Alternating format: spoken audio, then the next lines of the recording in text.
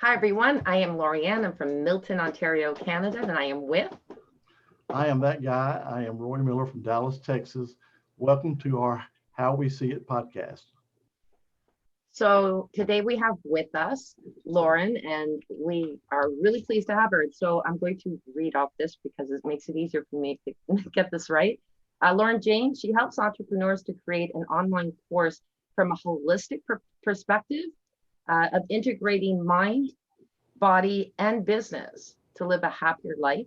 She also has a YouTube station, Lauren Jane Inspires. Thank you for being with us today, Lauren. Thank you so much for having me on. So, Lauren, how did you get started? Well, let's see. How long do you have? I'll try to give the short, but it's still sort of long version. That's okay. So when I graduated from college, I originally went to college for fine art, for painting and drawing, and graduated into the recession. So I just took whatever job I could get. And I ended up working for Panera, being an assistant manager. It was a very stressful job. You're just constantly like on and trying to keep the boat afloat. And I wasn't happy because I wasn't doing my mission in life, which was, art and helping people and getting a message out there. So ultimately the stress ended up taking me down. I ended up getting multiple sclerosis, and which is something that can be caused by stress. There's a lot more to it than just that. And half of my body was paralyzed. So it made it where I definitely couldn't be a manager anymore. And I was scared I could never draw again. So I really had to take it serious and think about what I could do to make money while I was, it even affected my mental capabilities. So I was really struggling. How am I going to make money and live life? And I realized I had to reduce my stress. And so I have always loved doing massage. I ended up going to massage school and built my own business doing that, which taught me a lot of things about, holistic perspectives, Eastern medicine, how to run a business, how to market yourself. Cause I didn't just go and work for like a big brand name, massage company. I went and got my own office and got my own customers. But then, the whole point was to do half massage, half art, do, 20 hours of this, 20 hours of that. So I built up my art career, but then I realized, there were other artists who, they didn't know how to market themselves. And Facebook was really taking off at this point, and social media marketing. So I wanted to start creating video courses, teaching artists how to sell their art, how to get into galleries, do art shows, things like that. And it kind of just kept going from there, where I got really into the personal development world and marketing and tying it all together and seeing how it's all interconnected. And so it's like, you can be creating video courses and, maybe on YouTube or on Facebook or whatever your platform is, but there's a whole other side to it that you have to make sure is, is your health in check, your relationships, that it's all tied together. So I help people with coaching around that, as well as just actually how do you make a video course. So I've been working with a photographer for the past, this one I've been working with for about a year, and I worked with another photographer before that they're both famous. And they teach new budding photographers how to edit their photos online, and do all the different things that you need to do with photography. And they're super successful. So the one I'm working with right now, Tim Shields, I'm really excited. We're going to take what we have really put together, and he has successfully, he just got the 2 Comma Club Award, which means he's made $1 million selling his courses. We're going to take that same knowledge and apply it to whatever skill someone else might want to teach someone. Like if you know how to knit very well and you want to teach other people how to knit, it could be any sort of hobby, knowledge, skill that you can teach over video, and then you can sell it worldwide. So sharing what he's learned building his business, what I've learned building, teaching artists, and then just kind of combining it to help people, especially in this, time where everybody's moving online and needs to be able to do businesses online. So that's the story.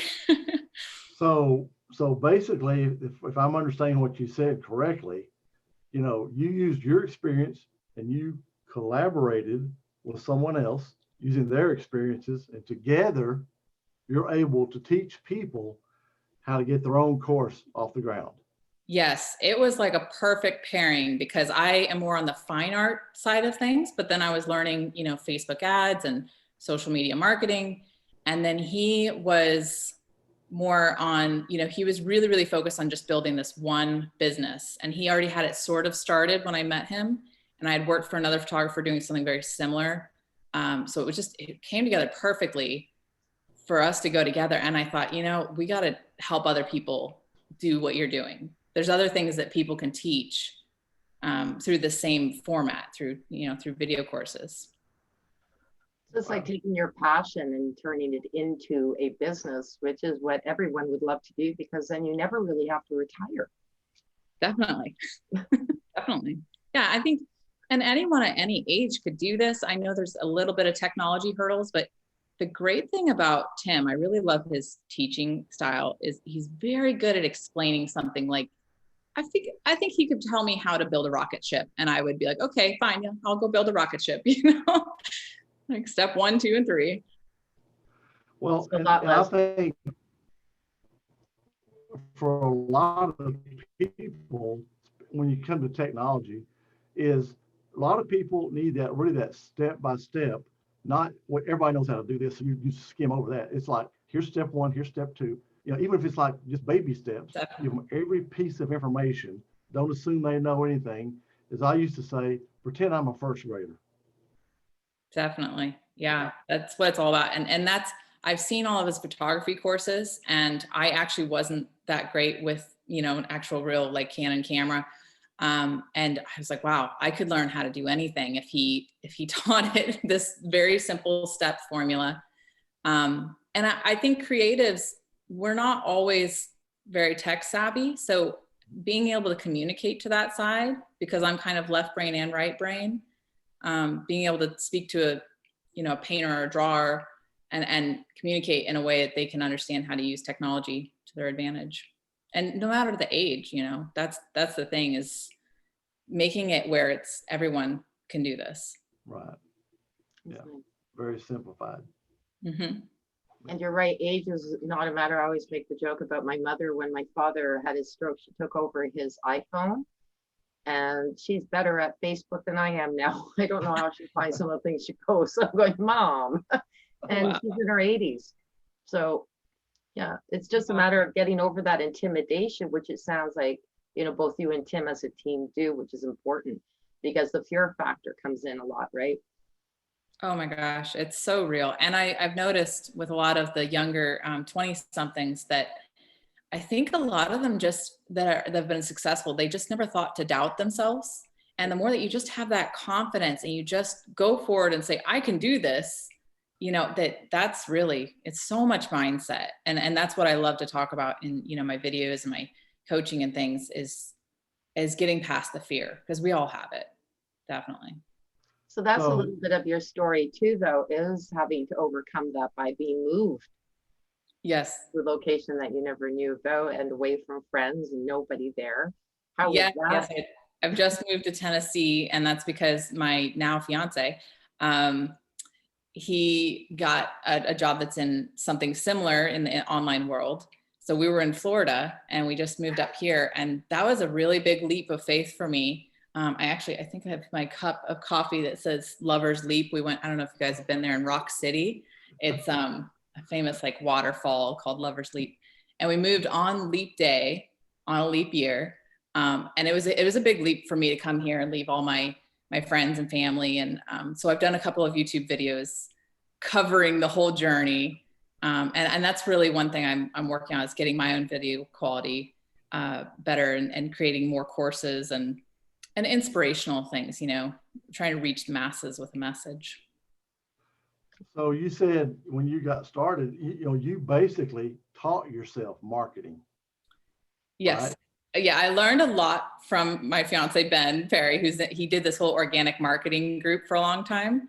And that really taught me Facebook. And right now I'm really focusing on YouTube. So I'm doing a lot of research in that.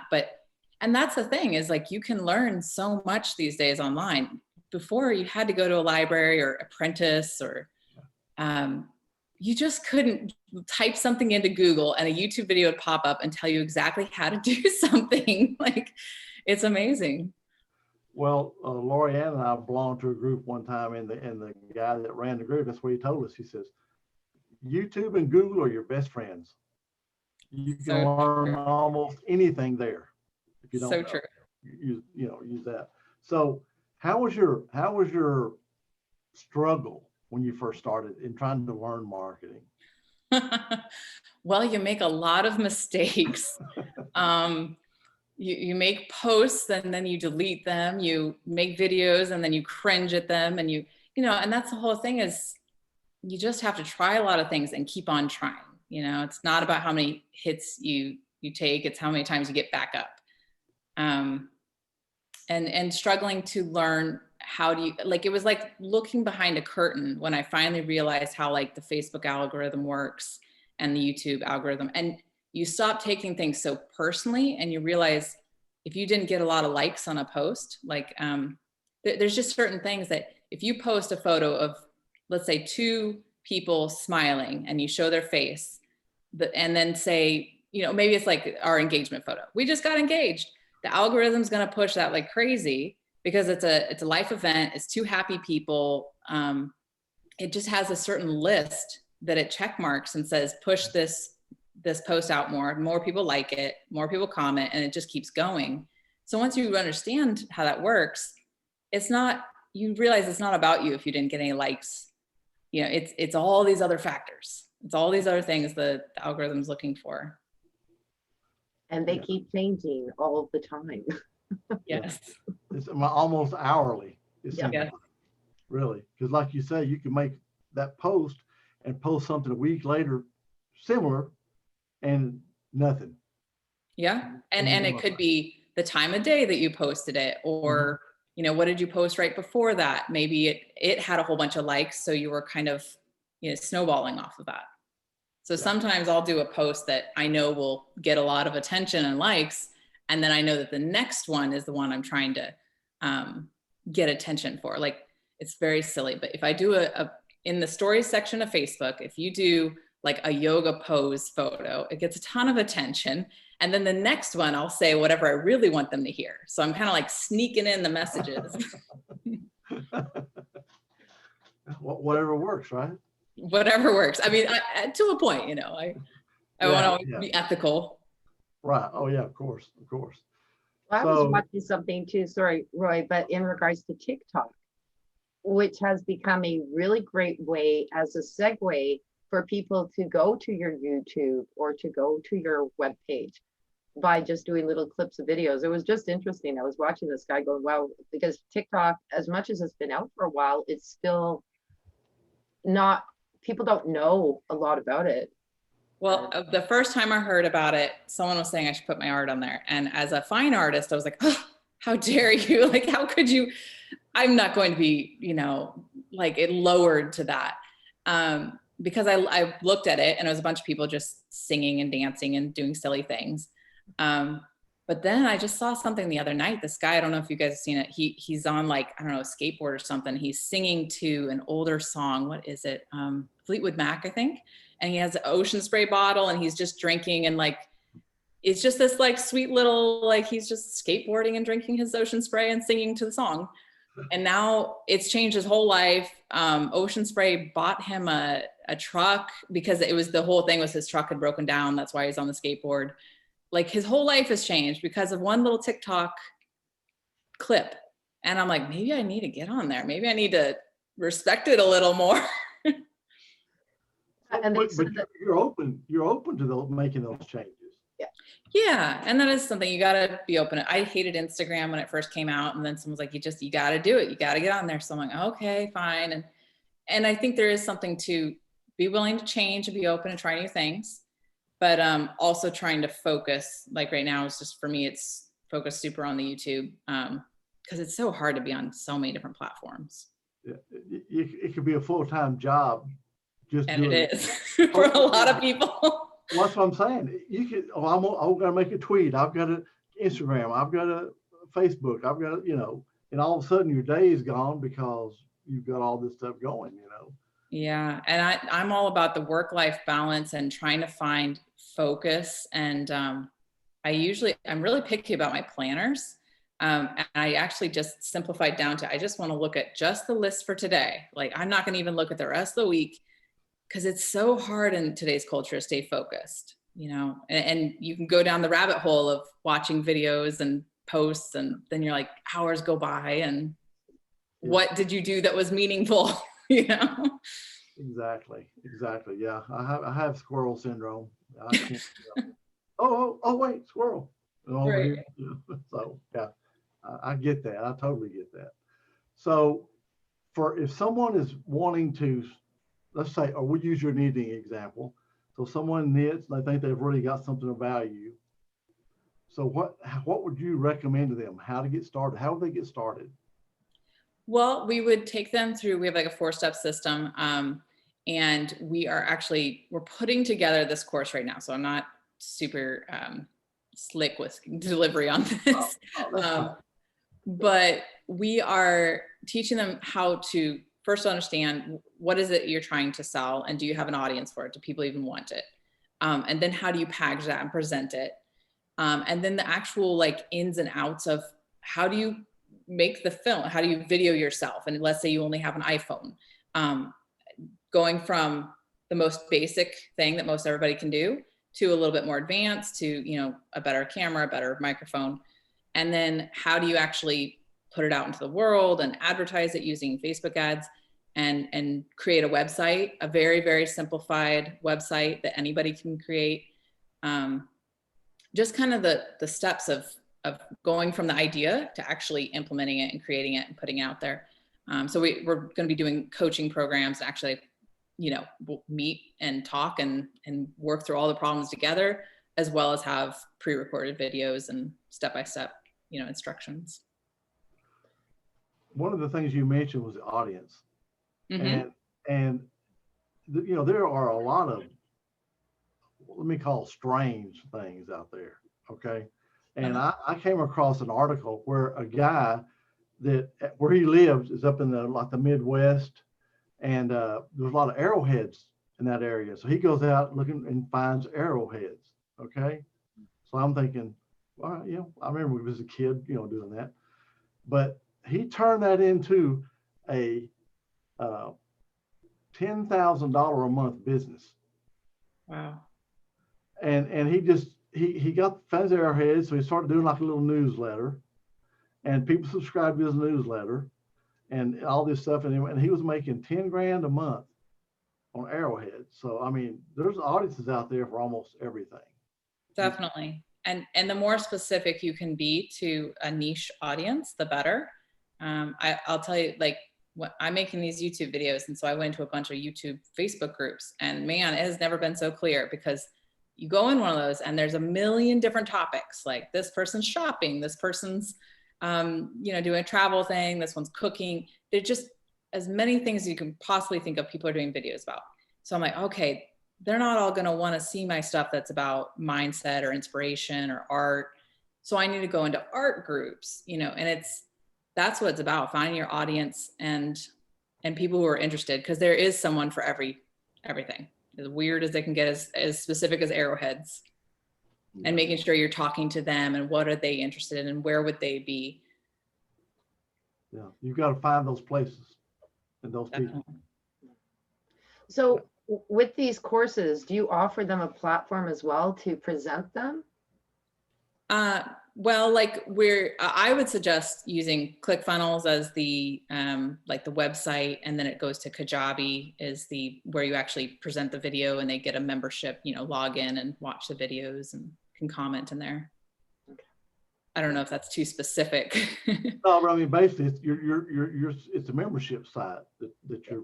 I mean, your method of promotion, a membership site. Yeah. We just teach them step by step, and here's all the different tools. And as they get more advanced, they can learn ways to collect emails easier, ways to use Facebook. You know, just it's endless the things that you can teach.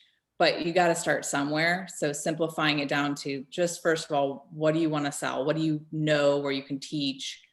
And then how do you tell people about it? Kind of just some real basic first steps, because you can get bogged down in all the details. Yeah. Information overload. Yes. So let's say John wants to go do online business, but he doesn't really know what he wants to do. Can you help someone like that? I think we could.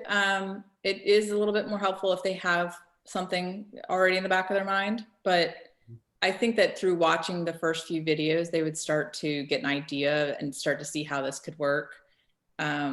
And I do a strategy call session with them to kind of like walk them through it, figure out where they are now, where they want to be, what are some options of businesses they could do online, just helping them to understand, because we're not helping people do physical product, selling like t-shirts, because that's a whole nother ball game. Or like affiliate marketing is a different ball game where you do links to things, and it's really about teaching a knowledge or skill. So I'd first ask them, like, what are you really, really good at? What do you really know that you could teach someone? You could talk to someone for 10 minutes and, because I think everybody has that thing, that it could be cooking, it could be tennis, it could be anything. But a lot of people say, well, I'm not really good at anything. I don't, don't they? Then they need the mindset coaching. That comes right back to the confidence. Yeah, but it's like, well, I don't really, I'm not know if I'm really good at anything necessarily. I was a CPA, or I was a secretary, or I was just a delivery guy. Yeah, I think finding out what they like, even if they think they're not good at anything, like if you just keep delving deeper, say, well, what do you like to do? If it's the weekend, what do you go choose to do? Because the goal is not to be teaching something that's boring to you, something you're passionate about and you want to, focus all your energy on. Yeah. Okay. Very good. But I think a lot of people would like to do it, but they just don't think they know enough. Yeah. Yeah, we have those people that, other ones that say, well, I'm a jack of all trades, but master of none. And then they figure they need to be a master at something. But what you're saying is, no, you just have to have a passion for it, know enough about it. And then you can become a master of whatever you're doing once you go forward. And I know that one because I'm definitely a jack of all trades. I love doing a million different things. But I think if you just make an agreement with yourself that you'll set everything else aside for a little bit and just focus on one thing. And you can always change it. You can always be like, this isn't working. I'm going to go down a different path. But give yourself the room to say, okay, now I'm really just going to focus on this one thing. And I like this thing. And I want to help other people, learn how to do this thing. Sure. It's interesting because I know a guy and he's a 7-figure marketer. And I was at a deal he did one time. He said, look, I'll guarantee you right now, if you gave me a subject, whatever, and he used one, he just actually, his first thing he did, he had a friend that was in real estate, and they were trying to find out something about foreclosure because he got foreclosed on. So during his lunch hour, he'd go down to the bookstore or the library and research this stuff. And so after a couple of weeks, he wrote a little pamphlet basically, and sold it for like $5 or $10, and he sold like 6,000 or 7,000 of them. Mm-hmm.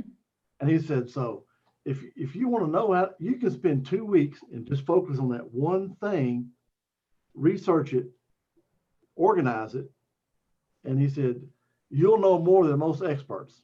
That's true. But you've got to focus on it, and and get it down, organize it, put it in form. You can sell it. That's how you get started. That's so true. Yeah. So I thought that was pretty interesting. And then there's the book that they all say is good to have because then it makes you an expert in your field. Oh, like writing a book? Yeah. Yeah. Is that something you're thinking of at some point?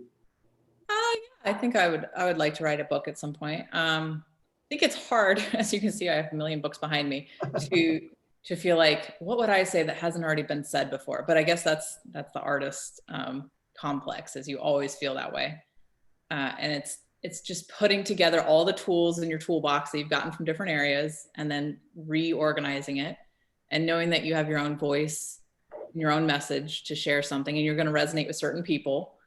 But I do want to bring together all the different knowledge I have in just general, kind of like, how do you live this life the best way that you can, the way that's going to make you happy and healthy and have great relationships. And you know, you're not stressed out about, can I pay the rent? And my way is not going to resonate with everybody, but if people want to go this route, like, it's a fun route. I like it. And I can totally share my story and what I've learned along the way. So yeah, maybe the book is down the line. See, there's another avenue for you. Yeah. And when you're talking about artists and marketing, you're absolutely right. I know here in Canada for a while there, they were just sitting there going, you know, an artist could be as wonderful as anything, that they can't market their work. That they're not going to really go anywhere. So that was a big interest in the Canadian arts societies here at one time, because they were really concerned about that ability. So it is something, definitely, as an artist, it's great. I can paint. I am wonderful at what I do, but where do I go from there? And I'm sure that they'll love to hear about it. Definitely. And artists have a lot of confidence issues, and like, you could have an amazing painting and it's in a closet, nobody knows. So how would anybody know that it exists? Like, so just getting the message out there, and especially right now, since people can't necessarily go places physically, learning how to use social media to get your art out there, either through video or photo, or, you know, and it's big. And it's needed, because art is our culture, it's our heart, it's our soul, in my opinion, at least. You know, I don't know what our world would look like without different forms of art in it. And I agree. Well, and unfortunately, I know here in the States, I don't know how it is other places, but anytime anything is a budgetary issue, the first thing that they want to cut is the arts. It's true. Here in the States, I mean, that's the first. We don't need music. We don't need art. We don't need, you know. We need math. We don't need art. We need, you know. Yeah. So that's, in the States, I know that's a big thing, and they struggle with that everywhere. Well, it's like Maslow's hierarchy of needs. At the bottom is just basic survival, and at the top is like self-actualization, and that's kind of where the art is. And people think, you know, as long as we're surviving, but if we're just surviving, like, is that enough? Like, not for me. Oh, I mean, you know, and like you say, you know, art's all around us, and a lot of it you take for granted because it's all, you always see it, right? But if it's not there, what would it be like? It would be so sad. It would be a big blank canvas. Yeah. No sculptures, no paintings, you know. No, I like to think, what would Da Vinci do if he was alive today? Like, would he have a Facebook? Would he have a YouTube? Like, how would these great famous artists use these tools? And I think that's kind of where I'm moving with my own art, is what can I do with this new ability to get messages out there to so many more people? Yeah. That's an interesting thought. Yeah. What would they do? It'd probably be amazing. It really is. You think about it, it really is. Yeah, Da Vinci was such an inventor, so I don't know. He'd probably invent the most amazing thing, and then I don't know. It's just endless possibilities. So, what would your recommendation be if someone say have a talent, no matter what it is, and they're wanting to promote that talent, maybe create a course, become an entrepreneur?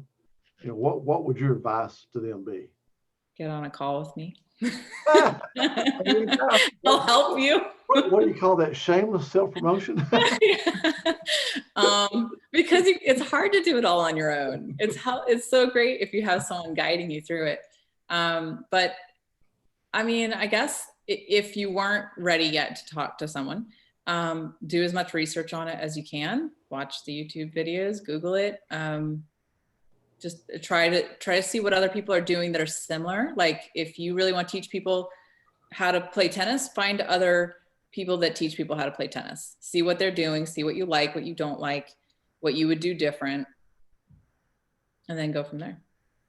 But what you're saying is, when, you know, call me, there is a definite asset to that, because what you're doing is you're shortening the learning curve, because you have somebody there to say, hey, I can get you what might take you 6 months, I can probably get you there in 3, or what might take you a year, I can get you there in 6 months, versus doing it alone. Because there is a lot, and that overwhelm you're talking about, doing something on your own will create it to the point where you'll put everything off and just watch Netflix. It's so true. I was very skeptical about coaches and I was even skeptical about like self-help books and self-development books. I thought, oh yeah, like you're going to teach me how to be rich. Like this is how you get rich because you just sold this book to all these people. And I had such money mindset issues. I was skeptical about everything. And I wish I had gotten to where I am now faster. And I probably would have if I had surrounded myself with more people that thought that way. If I knew more people that were, they're already at the end goal, and see what was their path, what did they learn, ask them direct questions. That's the beauty of asking someone who's already there.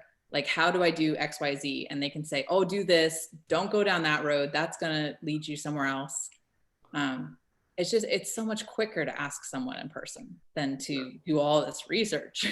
Well, and you talk about the money, you think, well, the coaching costs this much, but then if you're doing it yourself, you're buying this course, you're buying this, you're buying this. And you're spending all this time when somebody can just tell you, do this. Yep. What about? I spent $40,000 on my college education, and they didn't teach me how to sell my art at all. I learned how to make it. And I'm like, if I could pay someone, if I could have back then pay someone to teach me what I know now, like, I mean, sure. Yeah. Another 5,000, 10,000, like would be nothing.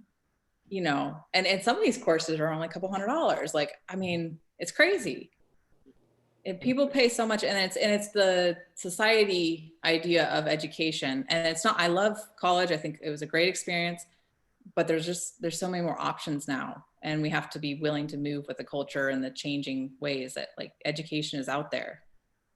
So had you taken that $40,000 that you spent on college and put it on what you're doing now, what would the difference have been?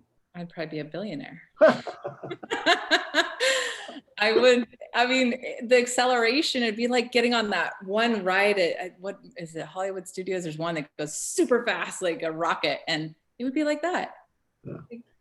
Just so fast, so great. And it's so exciting when you get around other people that want to do the same thing as you, and you can share in your passion and share in your struggles. If I had had that instead of kind of just a general education, like, not that I'm totally knocking on that. No, but you're also, you know, when you have the people you're going in for arts, I think there might have been a better in their side of it saying, and by the way, we recommend you take a couple of business courses while you're going through arts, because you can do that as electives, but they don't. Right. Yeah. Marketing. Yeah. So, well, sorry. So Lauren, I'm sorry, too many L's. So how can people get in touch with you? Well, they can always friend me on Facebook under Lauren Jane. I use my personal profile as a public profile. And then I am creating more, like I said, on my YouTube channel, Lauren Jane Inspires. So I'm teaching both art marketing, but also just mindset and having fun sharing vlogs, but always with a meaning. So I'm trying to make sure that if I'm sharing a video, that there's a meaning behind it and a message. But yeah, and then laptoplife.com is what Tim and I are putting together right now. I think we're going to be launching it this next week or so. So laptoplife.com. And then I have the strategy call, which is calendly.com/Lauren with laptop life. That's pretty long though. So we should put that in a link somewhere. Yeah. Okay. Well, we really appreciate you taking the time to meet with us today. Really enjoyed it and actually learned quite a bit. Oh, good. Thank you. Lauren. Thank you very much. Appreciate you being here. And I will just quickly say I graduated from university with an art history. My mother says, why didn't you come out with something that was professional? I did go back for my journalism, but there was so much I learned from it though. And art history is what you're also saying just before we go quickly. Art is not just about art, but if you look back on it, art reflects so much history. And it was the best history courses I ever took was seeing art and having it all come through that. So thank you very much. Just really appreciate you being here. Thank you so much. And also, Lauren, if you don't mind, maybe in 6 months, we'd like you to come back and kind of give us an update. Sure. I'm sure it'll be exciting. Yeah, I think it would be amazing. Yes, definitely. Maybe we'll have you and your fiance together and talk about how successful the laptop life became. Yes, definitely. All right. Okay. Well, thanks for joining us. We appreciate it. All right. Have a good one. All right. You too. Bye-bye.